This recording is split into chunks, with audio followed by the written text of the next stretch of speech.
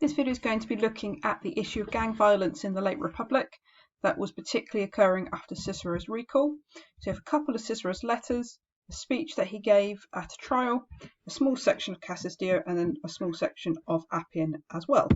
So these two Cicero letters were written after Cicero's return to Rome. So remember, Cicero had been exiled during Clodius's tribuneship, and then Pompey had kind of seen the error of his ways and worked with Cicero's brother and other members of the Senate in order to have Cicero recalled, and he does return in 57 BC. So he's out for less than a year.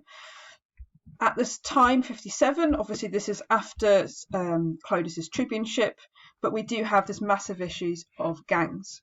Now, in terms of context to this particular letter, Cicero's trying to have his house rebuilt. Remember, Clodius had his house destroyed and he tried to sell the land and people had refused to buy it. So a lot of the events he's talking around is around the building sites to do with his house. So there's nothing particularly in the introduction we need to particularly worry about, so I'm going to skip straight through it. And we're going to get a general sense of the level of violence that was occurring in the Republic at this time. So there's going to be quite a lot of dates because he's recounting to, I think, Atticus, what has been going on in the last kind of couple of weeks. So we know it's in November and we've got an armed gang drove the workmen from my site. So Clodius's gang is quite literally targeting the workers of Cicero to try and get his house rebuilt. In fact, they go a step further than that. They smashed up my brother's house by throwing stones from my site and then set it on fire. So Cicero's family is also being targeted as a result. And he makes it very clear this was done by Clodius's orders. He then sort of talks about that Clodius was running riot even before this, and that he doesn't care who he kills. He thinks nothing but massacring his enemies, and goes from street to street opening, offering slaves their freedom. So he's trying to recruit more people. He does not think he's going to stand trial as a result of this. And as a result of his general violence, there's an orgy of wrecking, arson and loot. His followers have left him. So he's suggesting that some of Clodius's sort of hangers-on have begun to change their mind because they think that maybe Clodius is taking it a little bit too far. So then he says, basically a week later, things start to escalate a little further. So he was going down the Via Sacra, so that's just one of the main roads in Rome, and he came after me with his men. So you've got stones flying, cudgels, so they're like clubs, and swords in evidence. So Cicero is now being attacked in the streets as well. So that's obviously not good. So he sort of runs to his friend's house, fine. There's kind of ensuing violence against Clodius, so it starts like a street war, I guess, that occurs straight after, and Clodius himself was being attacked. And then Clodius found that everyone was calling for him to be bundled off to trial or to summary execution. So again, it looks like Clodius is losing some level of support. The next day, Clodius then tries to storm and burn Milo's house. Remember, Milo was a tribune and was working with Cicero and Pompey against Clodius. So obviously Clodius is now attacking Milo. So you've got these two rival gangs who were fighting each other. And Clodius is bringing out fellows with drawn swords and shields and others with lighted firebrands. So they're basically like sticks with fire, I guess is how to explain that. Like a torch. A torch would be a better way of explaining it. So we have rampant gang violence here on both sides. They're both attacking each other. There was there's a source later that will talk through kind of the impact of this as well. And essentially this bit here just describes that they were going to different houses, the Senate was meeting about it all. Remember, it's actually illegal to have a sword in the city of Rome. So these gangs were really quite disruptive, to say the least, in terms of the late Republic at this time. I will point out as well, if I go back up to the top, this is the year before the first triumvirate was renewed in Lucca in 56. I know it's not in the right order in the source book. It doesn't particularly matter because it happens one straight after the other. But just be aware of this, that technically Clodius was sort of working with the first triumvirate, but wasn't because he started attacking Pompey. I've got nowhere to go with that sentence. So anyway, getting back to where we were up to. So because of this level of violence, which has been kind of described in here, there is a motion in the Senate to basically delay some elections. And Clodius was going for election. I think from memory, he was going for aedileship or praetorship. I can't remember. Must be the aedileship, thinking about dates. So obviously they're trying to keep the delay to the elections so then Clodius can be prosecuted, because once Clodius gets elected, let's say to aedileship, then he will be immune from public prosecution till his year of office is over with. So that's why the Senate and some of Cicero's supporters are trying to get the delays to the elections. So then Clodius threatens reprisals against the city if his elections were not held, which is obviously not very good. So Milo on his side posted up Marcellinus's proposal, so that's about the delay of the elections, calling for a trial to cover my whole case, the site, the fires, my own narrow escape, all to take place before the elections. In other words, they're trying to hold Clodius to account. Fine. So basically there's a load of speeches, and that is essentially it. Nothing really comes out of it, and that it turns out, as it says here, the elections will then be held because the law does not go through. So a couple of days later, Milo went to the campus before midnight with a large following, so obviously got his supporters. Though Clodius had picked a force of runaway slaves at his back, he did not dare to go to the campus. So again, we have these two sides kind of goading each other, I guess is the way to think of it. When we do the gang stuff, I'll show you a video that talks it through a little bit more clearly than Cicero does, because he's trying to sort of condense the key events into one source. But the campus will be where the elections are held. So he's obviously trying to maybe kind of intimidate Clodius and his supporters to try and stop him being elected, I guess, is what's going on. We then have, again, people sort of nothing really happening, to be honest, sort of lots of angry words, but again, okay, fine, nothing happens. It's just Cicero explaining sort of the ins and outs of people talking at each other. Right, okay, so where are we up to? So Milo is still trying to frustrate Clodius around the 22nd of November. And where are we? Little did our heroic Milo, what resourceful as well as gallant fellow he is. We've got an example here of this alliance, of this friendship between Cicero and Milo, which is really important, and obviously Cicero's very happy with him. And he thinks, as a result of Milo's actions of basically trying to disrupt the elections to stop Clodius getting elected, he doesn't think elections will go ahead. And he thinks that Publius is Clodius, just to confuse you slightly, will be brought to trial by Milo unless he's killed first. It shows you the level of gang violence that was going on. And he also says, this will become important later, I don't doubt that Milo will dispatch him with his own hands. So he's kind of not saying I want Clodius dead outright, but there's certainly an element here of like, if he dies, oh well, what a pity, what a shame. So we have the kind of elections are being disrupted, and things are not going particularly well. I will point out that I'm trying to remember the dates here. Clodius, I think, was taken to trial, and then was found. Well, I think the trial kind of went nowhere, and in the end, he was able to run for the elections. So just to confuse you slightly. So then we have a letter, sort of about 6 months later in February. That's 6 months. No, 4 months later. So this is around the sort of time that the first triumvirate had been renewed in Lucca. Fine. So there's obviously now some sort of outcome from all this gang violence. There's different trials occurring. So what ends up happening is Milo ends up being put on trial for use of political violence. And he's brought to trial, I can't remember, I think by Clodius. I might be misremembering, I have to double check it for a second. But what we do have is that Milo appears to stand trial and Pompey is acting as supporting counsel. So there's more evidence of this alliance between Milo, Pompey and Cicero. Fine. I'm just reading through this source. I read this a few days ago before I made the video. So that's fine. It doesn't really matter that next section of it. It's not particularly interesting. So then the court case then starts and Pompey speaks or tried to speak no sooner was he on his feet than Clodius' gang raised a clamour. So again, we have this kind of use of intimidation and threats to disrupt the political process, or in this case, the trial process in particular.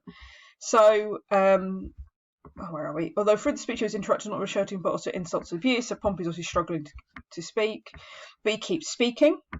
He wasn't put off, and he kept speaking. So Cicero's full of praise for this. And essentially then Clodius stands up to give his version, but I'll highlight this as we go through it, there we go, to give his kind of prosecutory speech. And then our side gave him a reception as well, that he lost his command, thoughts and countenance. So, Cicero, to be honest, is no better than Clodius in terms of using this intimidatory actions against Clodius. So it's very much tit for tat, which is obviously not very good. Tit for tat, which is obviously not very good at this particular point. Ends up being loads more insults, fine. Sorry, I've highlighted this now. This is when Clodius starts to attack Pompey again. So who's starving the people to death? Pompey, answer the gang. Who wants to go to Alexandria? Answer Pompey. So to give you a little bit of context around this, is in around 56 BC, there was a massive grain shortage. Like it was really bad, and there was near famine in Rome. And basically, Clodius at this point loses a little bit of grip on reality, and he suggests in the Senate that Cicero manufactured the grain shortage in order for Pompey to be promoted and given a really fancy title of superintendent of the grain supply, which basically means the person who controls it. Now, how Cicero was supposed to have disrupted the grain supply from Rome when he's, let's be honest, just a senator? Yeah, okay, fair enough. Not going to be possible. But this is what Clodius was suggesting. So this is a dig at. So that's he's saying, Pompey, what he means, Cicero, is causing this grain supply issue in order to be promoted because he wants to go to Egypt. And they said, who do you want to go? Crassus instead, because obviously everybody knows that Crassus and Pompey don't get on. So that's what this is a reference to. The grain supply issue is not really mentioned anywhere else. I will point out that Cicero did suggest to the Senate that Pompey gets the superintendent of the grain supply, or condole, whatever, grain supply title, and it was voted through despite Clodius's protests. And Pompey, being Pompey, solved it very quickly, and the grain supply did solve itself as a result. So that's fine. Okay, then the Clodians start spitting at them, which is really grim. I hate spitters, personally, don't know anybody else. And then there is sort of this kind of charging at each other. Everything kind of erupted in the court case. And in the trial, it ended up with Clodius being hurled from the rostra. So the rostra is like a platform where he would have been speaking. So now we have just gang violence, again, political violence being used. And obviously this is from Pompey's supporters and Milo's supporters. So this isn't Clodius specifically his fault for a change. However, he was antagonising Pompey and Milo and Pompey and Cicero antagonising the Clodians, and then you end up with this massive fight in the trial. So then everybody has to kind of leave. The Senate meets to discuss the situation. Nobody really knows what to do. And basically then Clodius has the trial postponed for a few days later. Oh, it's all go in Rome at this particular point. Essentially then there's a series of different Senate meetings about the situation. So there's one in Temple of Apollo. There's another one in the next day. And basically, the Senate eventually sides with Pompey and says, yes, he is, the counsel for Milo, and he should continue to be in that position. He's not done anything wrong. As a result, Pompey then sort of says very nice things about Cicero. So again, we've got evidence about this kind of alliance between the two of them. Notice that Cicero's starting to try and pull Pompey away from Crassus and Caesar. But keeping in mind in 56 that the first triumvirate is about to be renewed, so obviously Cicero didn't know that was going to happen yet. However, he is also trying to get Pompey on side in particular. So Pompey's information talks about that a plot against his life is on foot.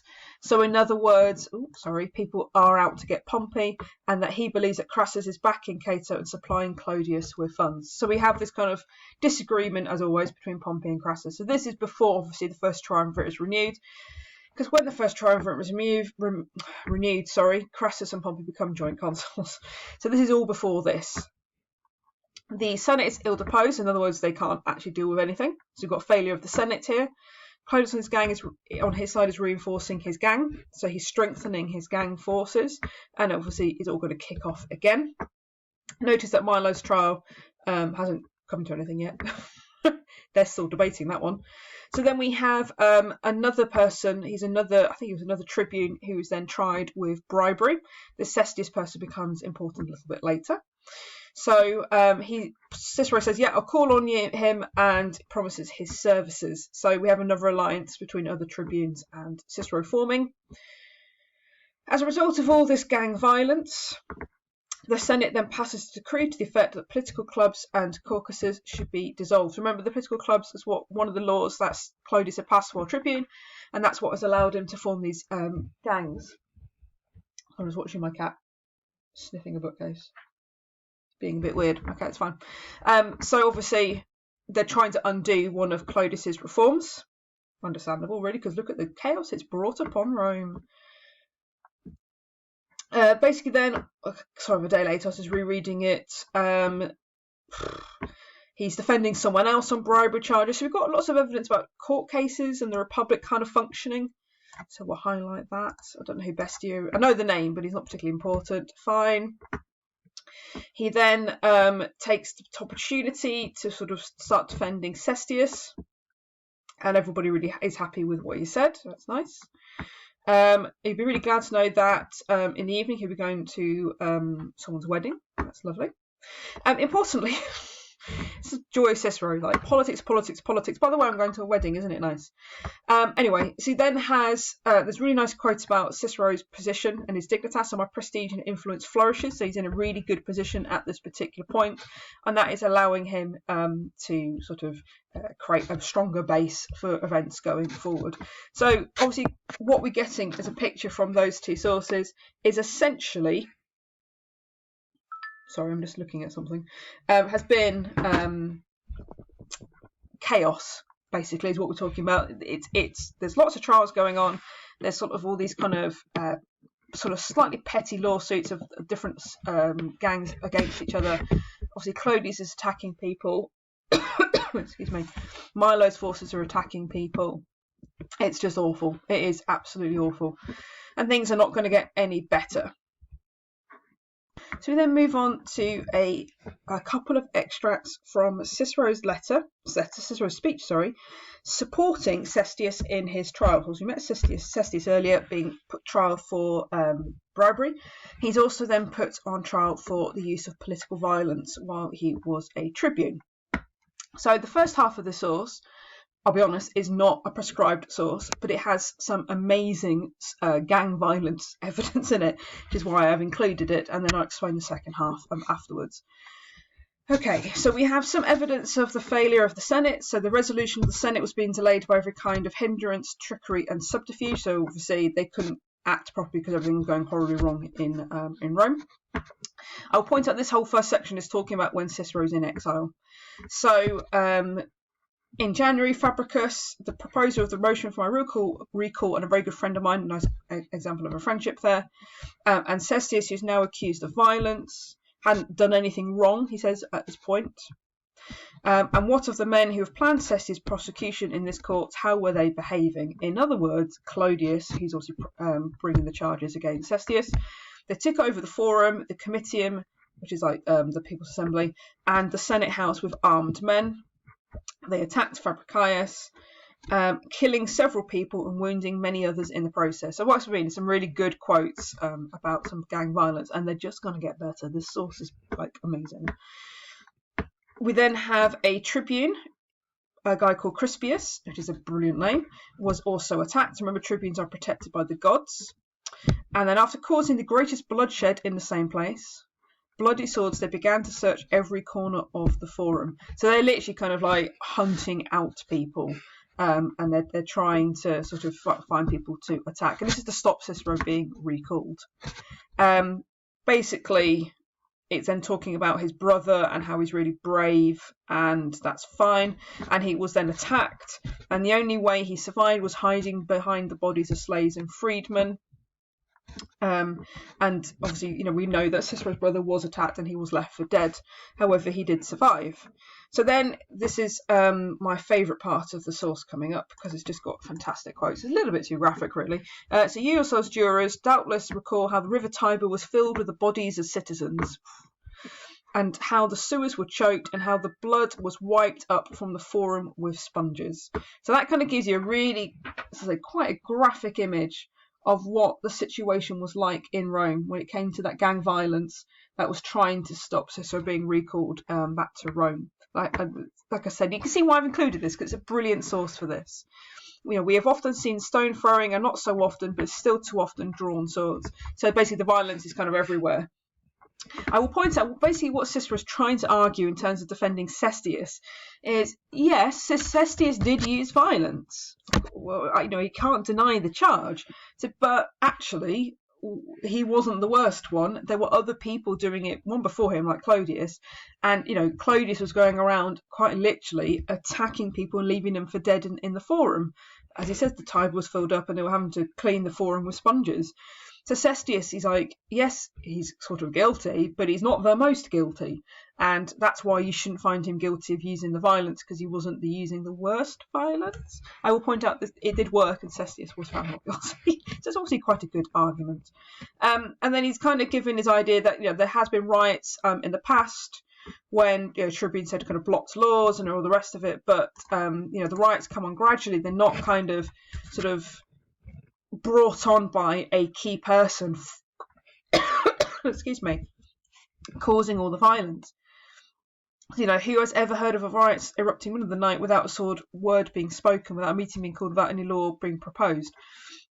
So he's sort of suggesting basically that the violence that occurred in the forum on that day was premeditated and planned by Clodius, hence why Cestius is not as bad as this. He was reacting to the situation. He wasn't the cause of the particular problem. So here I now ask his accuser, so it's Clodius, who complains that during his tribunate, Cestius was surrounded by a large crowd of guards, whether he was so guarded on that day in question. Indeed, he was not. As a result, the cause of the state was defeated by force, violence, and the sword. So it wasn't Cestius' fault. Clodius was the guy starting all the violence. Cestius was just defending himself and his supporters. So then he attacks Clodius. So by what right do you have, Clodius, to send your gladiators in before dawn? Great quote about use of violence. Gladiators assembled in expectation of your receiving the aedileship. So that's obviously showing that Clodius was going to be elected. What right do you have to expel the magistrates from the rostrum, to cause great bloodshed, when you have done all of this by force of arms? So great Clodius gang violence quotes here. You can see they don't really take much explanation. So Cestius took no steps to be protected by his friends. He put all his trust in his sacred position as tribune. So that's quite a nice quote to show that tribunes were protected by the gods. And believing the laws protecting his sanctity made him, I should say him, I just realised, sorry. Him safe not only from physical violence, but even from interruptions and abuse. That's just reinforcing what I said about the protection of the tribunes by the gods. Suddenly, the Clodian gang, with many bloody victories over our citizens, already to its credit, interrupted him, caused a great disturbance, and attacked him. So yes, Cestius may have used violence. However, he didn't start it. It was all Clodius's fault. So the second half of the speech has nothing to do with gangs, to be honest, but I didn't really want to separate it out from the rest of the source. So this is taken a little bit later on, and it's quite nice to get evidence about the different factions in Rome. Primarily, it's giving you an optimate view of the optimates, because obviously Cicero was an optimate. So he says, there's been two categories of men in the state. You've got your populares, and then you've got your optimates. So you've got populares, who make an object to do what they say is agreeable to the people. And then you've got the optimates, who make the politics acceptable to all the best citizens. So then he's going to talk about what he believes optimates, who they are and what they're like. So this is probably a source they'll give you in a passage question in terms of what does tell us about how useful is passage for understanding optimates or something, I don't know, or factions. So optimates include those who direct the policy of the state in the Senate and the supporters. That's pretty self-explanatory. Include the men of the highest orders of the state, so senators basically. They include Roman citizens living in the municipa, so these are towns in the provinces. They include businessmen and freedmen as well. So, it's not just senators, it's everybody. Anybody can be an optimate as long as they are appealing to the better nature of humanity, I guess, instead of trying to pass laws that just made everybody happy. So that's reasonable, I guess. All All are optimates who are not criminals. Okay, fine. So they're only full of good people, of course. Includes anyone who's honest, sound in mind, and financially secure. Okay, not sure that's true, but okay. Are classed among our most important and distinguished citizens as leaders of the state. So they sound wonderful, the optimates. They sound absolutely wonderful. But then you remember people like Cato are an optimate, and then you think maybe not. Anyway, sorry. So, and then what is the objective? Hang on, of these helmsmen of the state. So what is the objective then of the optimates? A state in which the desire for civil harmony is balanced by respect for the political ambitions of our leading men. I.e., we're trying to make sure that yes, you can have your dignitas, but actually the Roman society and the Empire society are everyone's balanced and happy. Basically, don't rock the boat, which is very typical of an optimate kind of viewpoint. So that's fine. I don't know why I changed colour. I'm sure it meant something at the time, but I now can't remember what it was. So, okay. So the leaders must safeguard the powers of the magistrates, the prestige of the Senate and the laws. So it's giving you kind of a nice view of what optimates are doing. Let me just tidy that up a little bit. So if I just put that in red, then you'll remember, hopefully, that we're still talking about the optimates here. To be champion and patron of these many institutions requires a man of great spirit, great ability, and great moral courage. People like me, in other words, Cicero is saying. There's a very large number of men who seek revolution and the overthrow of the political system and are satisfied only by civil strife and insurrection.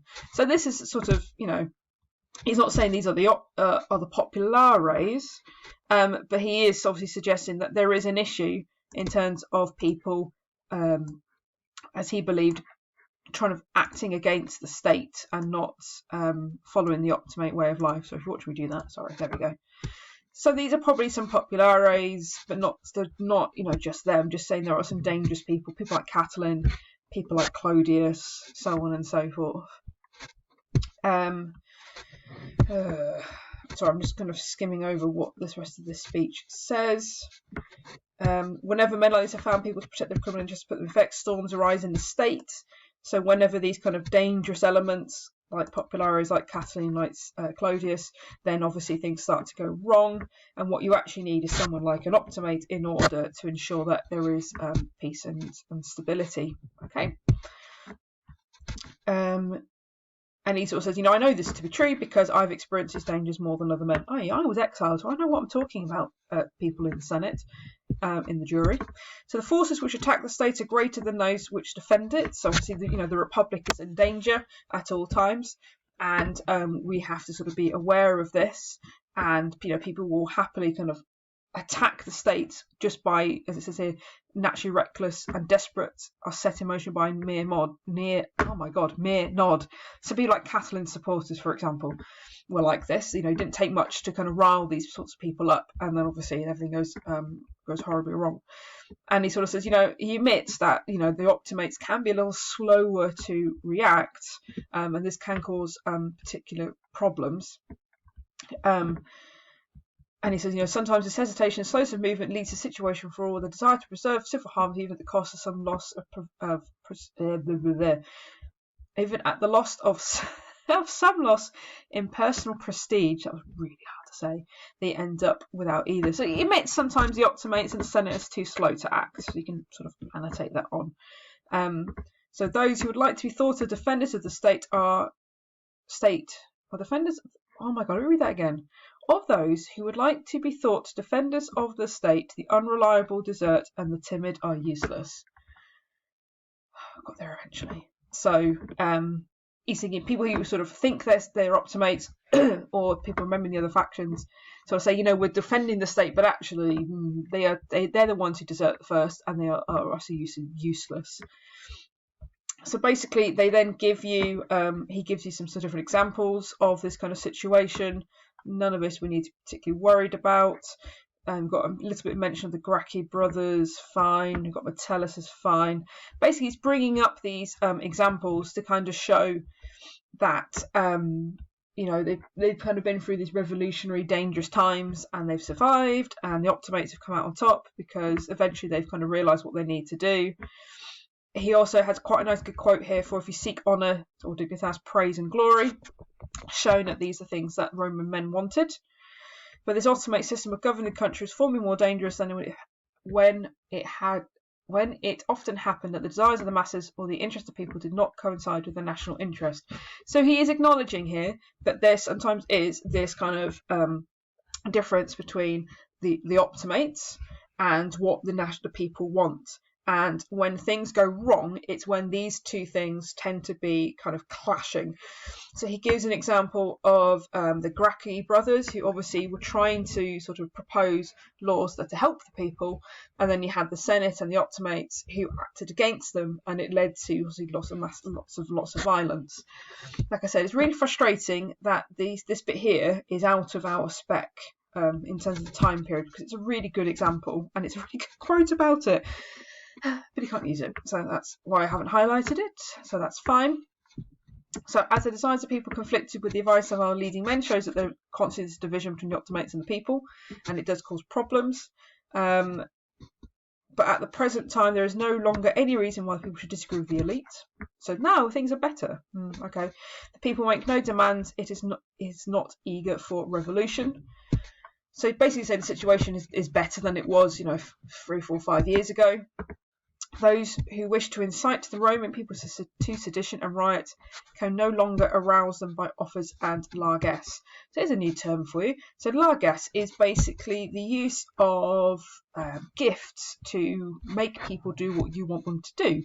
You might think it's very similar to bribery. It is kind of, but we're talking about the putting on of games, the giving out of food, festivals, all that sort of. That's largesse. It's not money. Well, it can be money, I should point out, when we talk to the Empress, but it's not really money at this particular point. So they're kind of gifts of nice things to make people happy. So he's kind of gone, the plebs were really unhappy around the time of Catiline, and that's why they were obviously willing to sort of try and overthrow the state. At the moment, things are a little bit better, and we're all working in the same situation. Okay, obviously, this is ignoring a little bit about the gang violence at this particular point. So by corruption and violence, they ensure the audience seem released to hear what they have to say. So we're talking about Clodius and other supporters at this particular point. And then we have this massive chunk which I have not highlighted, which is a little bit weird. I'm just rereading it now while talking out loud. So there is a little bit here about the optimates and that division between the optimates and sometimes what the people want. So let's highlight it, which is there. So not acceptable to the multitude. The desires were often thwarted by the popular vote. Okay. But actually, in things when it really mattered, it was their authority that, I can't say this word at the moment, Orcatoriatus, there we go, got there eventually, which made people swayed. So you might be thinking, why on earth is he launching into this optimate rant? I don't really blame you, really. But often with these trial speeches, because this isn't a trial, Cicero's trying to sort of either guilt trip or praise or criticise the jury into making the decision he wants them to make. So you have Cestius on trial for the use of political violence. So in the first half, he's kind of going, Cestius, yes, he's violence, but he wasn't the worst, and he was just reacting. And here he's now thinking about the makeup of his jury, and he's that's why he's bringing up his optimates and these best people and the honest people. Like, you guys are the honest people, aren't you?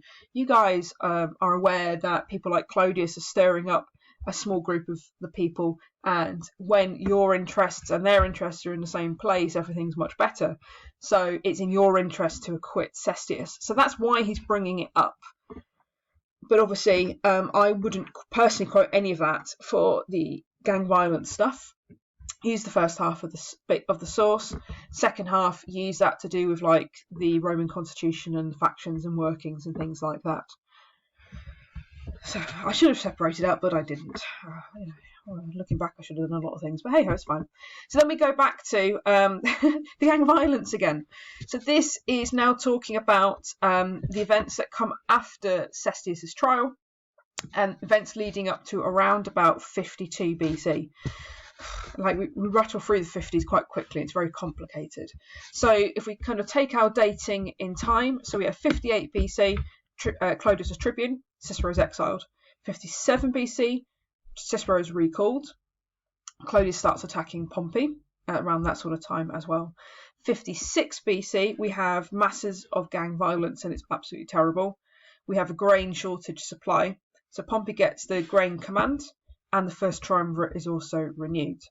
Now, we then have Pompey and Crassus's joint consulship, the second one, in 55 BC. Fine. Things don't really calm down. There is masses of gang violence and political violence that continues, and it actually gets a lot worse at this particular point. So this is where these two sections of the source pick up from. So as a result of this horrific gang violence, we have no one in charge of affairs. Murders occurred practically every day, and it ends up with they could not hold any elections. So men were eager to win offices and employed bribery and assassination to secure them. So that kind of summarises how awful things had kind of gotten at this particular point. So we're talking around 53-ish BC. So Milo, for instance, who was seeking the consulship, met Clodius on the Appian Way, a major road in Rome, and at first simply wounded him, then he slew him. So Clodius is stabbed to death. So there's a difference of story in a couple of sources. One story is that one of Milo's slaves attacked Clodius and sort of stabbed him. There was basically an argument between the two groups. Some say that it was Milo who did it. No one knows the truth of the situation. What we do know is that Clodius is dead. Hurrah, hooray, he's dead at long last. And then when they hear of Clodius's death, there was a great uproar in the city, as mentioned in here. So obviously this is really bad. and on this excuse, they hope to get rid of Milo as well. So Clodius's supporters, you want to try and get rid of Milo at the same situation. Okay, so this is obviously a really, really bad situation. And with the gang violence as it was before Clodius's death, that you've got these assassinations and all the rest of it, it came to a bit of a head in 52 BC, where there hadn't been any elections for 18 months, and there were literally political assassinations going on left, right and centre. So Cato and Cicero propose in the Senate that basically they need somebody to come in and deal with the situation. You can imagine who they had on their mind. So they initially propose that Pompey, well, the Senate proposes that Pompey would be made dictator. So there was a widely aired view that only the cure to present ills was a single holder of power. By this they mean Pompey. Okay, and the reason why they picked Pompey was possess an adequate army, seemed to have democratic leanings, well, yeah, he did, and enjoy the prestige to lead the Senate. However, understandably, the Senate was somewhat reluctant for Pompey to be made dictator. So what they end up doing is making Pompey a sole consul for 6 months. So they literally name him because they haven't had any elections for 18 months. And after 6 months, Pompey would have what's called an interrex appointed. So an interrex would be someone who would then hold the elections on his behalf and would either find one colleague or someone to replace Pompey with. And that happened. After 6 months, the situation in Rome did calm down enough that they were able to hold these elections under the interrex, and Pompey then stepped down from the sole consulship. So that's just what this is basically talking about. And it doesn't name it specifically, but this is what it means. So Appian is saying that Pompey sort of professed displeasure with this, but in fact he did all he could do to bring it about. Particularly, obviously, that he was supporting Milo, who had helped him with the business with Clodius, i.e. had him killed, murdered him. In terms of thinking, well, what happened to Milo then? So Milo was going to be put on trial because he had murdered somebody. Whether it's him or not, or a slave, doesn't really particularly matter. So Pompey postponed some elections until basically Milo, according to Appian, was depressed by Pompey's loyalty and left the city 19 miles away. So basically Pompey had to prosecute Milo because Milo had, stabbed someone to death, and Pompey didn't have much choice in this particular situation. Now Pompey may have allowed Milo to escape the city, or Milo just escaped the city. We don't really know exactly what happened. But what we do end up with is Milo not being prosecuted. They don't try and get him back. The elections are then held. The situation in Rome does start to calm down as a result of it. So we're coming towards the end, basically, of a very chaotic 50s in the late Republic.